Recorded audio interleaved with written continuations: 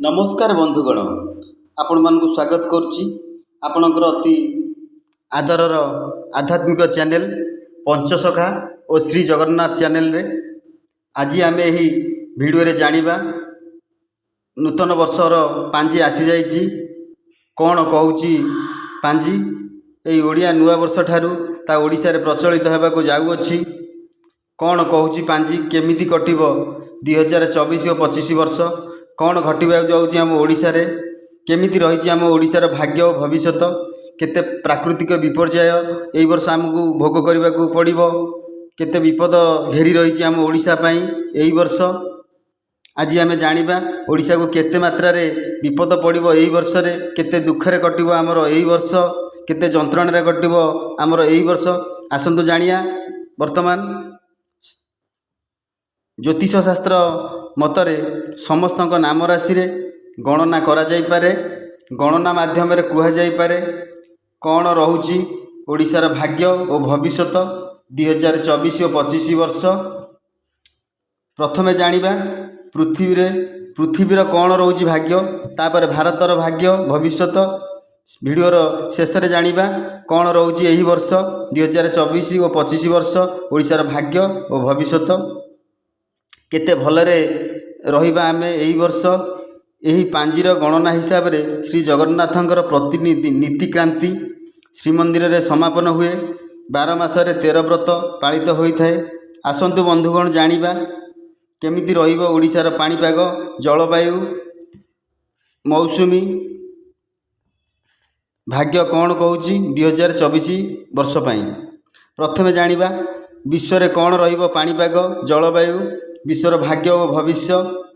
यही वर्ष जलवायुर व्यापक परिवर्तन देखादेव, तापमात्रा रे वृद्धि घटिबो, मेरु अंचल रे बरफ तरलिबा सहित जलवायुर विशेष परिवर्तन घटिबो, विश्वव्यापी जलस्रोतर अभाव देखादेव बा जल संकट देखादेव, बड़ बड़ नदी मानकर दिग परिवर्तन सहित हठात भयंकर बन्या परिस्थिति देखादेव, बहु धन जीवन क्षयक्षति हेब।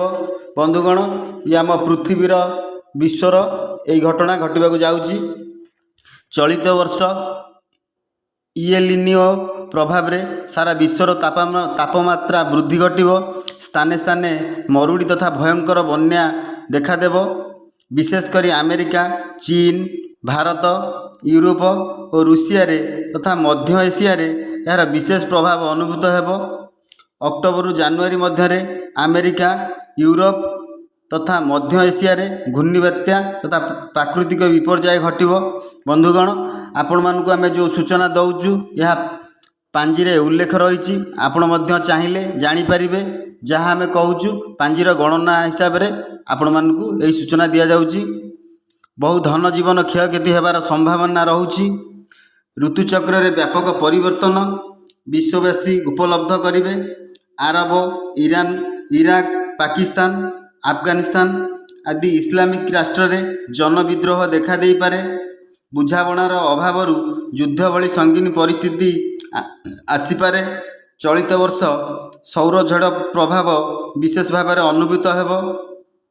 वर्तमान बंधुगण आसंतु जानिबा 2024 और 25 वर्ष कौन रहिबो आम भारत पई। वर्तमान आसंतु एई विषय आलोचना करिबा। भारत रे सांप्रदायिक उपद्रव तथा अराजकता देखाजिबो। सीमारे शत्रु राष्ट्रंक द्वारा बारंबार सैन्य तथा अस्त्रशस्त्र मुतयन अशांतिर कारण हेबो। प्राकृतिक विपर्यय वृद्धि घटिबो। ऋतु परिवर्तन घटिपारे। भयंकर वर्षा, भूमिकंप, बन्या, भूस्खलन द्वारा धन जीवन हानिर कारण घटिपारे। यही वर्ष देश तथा राज्य रे उत्तर तथा पूर्व उत्तर भाग रे उत्तराखंड, हिमालय पाददेश रे भूमिकंप होई पारे और अनेक धन जीवन हानि होई पारे। चलित वर्ष वर्षा ऋतुर आगमन पूर्वर वर्षा हेबार संभावना रहुची। सुना चांदी तथा धातव द्रव्यर दरदाम वृद्धि हेबार संभावना रहुची। बंधुगण वर्तमान जानिबा 2024 और 25 कौन रहिबो आम ओडिशार भाग्य और भविष्यत। आम ओडिशा ए वर्ष को दुख देकी गति करिबो, केते ପ୍ରାକୃତିକ ବିପର୍ଯ୍ୟୟ ଅଛି, କ'ଣ ରହିଛି ଓଡ଼ିଶାର ଭାଗ୍ୟ, ଆସନ୍ତୁ ଜାଣିବା ଏ ବର୍ଷ ଆମ ଓଡ଼ିଶା ପାଇଁ କ'ଣ ଅଛି। ଆପଣମାନେ ଯଦି ଆମ ଚ୍ୟାନେଲରେ ନୂଆ ଅଛନ୍ତି ଆମ ଚ୍ୟାନେଲଟିକୁ ସବସ୍କ୍ରାଇବ୍ କରିଦିଅନ୍ତୁ, କମେଣ୍ଟରେ ଜୟ ଜଗନ୍ନାଥ ବୋଲି ଲେଖନ୍ତୁ। ଆସନ୍ତୁ ଜାଣିବା କେତେ ବିପଦ ରହିଛି ଆମ ଓଡ଼ିଶା ପାଇଁ ଚଳିତ ବର୍ଷ। ଚଳିତ ବର୍ଷ ରାଜ୍ୟର ଉତ୍ତର ତଥା ଉତ୍ତର ପୂର୍ବ ଭାଗରେ ଭୟଙ୍କର ପ୍ରାକୃତିକ ବିପର୍ଯ୍ୟୟ ଯଥା ଭୂମିକମ୍ପ, ଅଗ୍ନିଦାହ ତଥା ଦୁର୍ଘଟଣାରେ ବହୁ ଧନଜୀବନ କ୍ଷୟକ୍ଷତି ହେବାର ସମ୍ଭାବନା ରହୁଛି। ଚଳିତ ବର୍ଷ ପାଣିପାଗରେ ଅନିୟମିତତା ଦେଖାଦେବ। ବହୁତ ପୂର୍ବରୁ ମୌସୁମୀ ଆସିଯିବାର ସମ୍ଭାବନା ରହୁଛି। ଗ୍ରୀଷ୍ମ ପ୍ରଭାବ ପ୍ରବଳ ହେବ। ପୂର୍ବ ଉତ୍ତର ତଥା ଦକ୍ଷିଣ ଭାଗରେ ବର୍ଷା ତଥା ବନ୍ୟା ଦେଖାଯିବ। ଚଳିତ ବର୍ଷ ଶୀତର ପ୍ରକୋପ ଅଧିକରୁ ଅଧିକ ରହିବ। ଉପକୂଳ ଜିଲ୍ଲାରେ ଲଘୁଚାପ ତଥା ସାମୁଦ୍ରିକ ଝଡ଼ ଦ୍ୱାରା ପ୍ରଭାବିତ ହେବେ। ଜୁନ, ଜୁଲାଇ, ଅକ୍ଟୋବରରୁ ଡିସେମ୍ବର ମଧ୍ୟରେ ବହୁତ ବଡ଼ ଧରଣର ମହାବାତ୍ୟା ଆମ ଓଡ଼ିଶାରେ ଦେଖା ଦେଇପାରେ। ଚଳିତ ବର୍ଷ ନିର୍ବାଚନରେ ରାଜ୍ୟରେ ଶାସକ ଦଳ ପୁଣି ଥରେ ଶାସନଭାର ହାତକୁ ନେବେ, ସରକାର ଗଠନ କରିବେ। ଯେହେତୁ ଆମର ଆରାଧ୍ୟ ହେଉଛନ୍ତି ଆମ ଓଡ଼ିଶାର ପ୍ରାଣ, ଆମ 4 କୋଟି ଓଡ଼ିଆଙ୍କର ଭାଗ୍ୟ ବିଧାତା ହେଉଛନ୍ତି ମହାପ୍ରଭୁ ଜଗନ୍ନାଥ। ମହାପ୍ରଭୁ ଜଗନ୍ନାଥ ଆମ ଓଡ଼ିଶାକୁ ଘଣ୍ଟ ଘୋଡ଼େଇ ରଖିବେ। ମହାପ୍ରଭୁ ଓଡ଼ିଶାକୁ ଜଗି ରହିଛନ୍ତି, ତେଣୁ ଆମର କିଛି ବିଶେଷ କ୍ଷତି ହେବାର ନାହିଁ। ଯେତେ ବିପଦ ଆସିଲେ ବି ମହାପ୍ରଭୁ ଜଗନ୍ନାଥ ତାକୁ ଟାଳି ଦେବେ।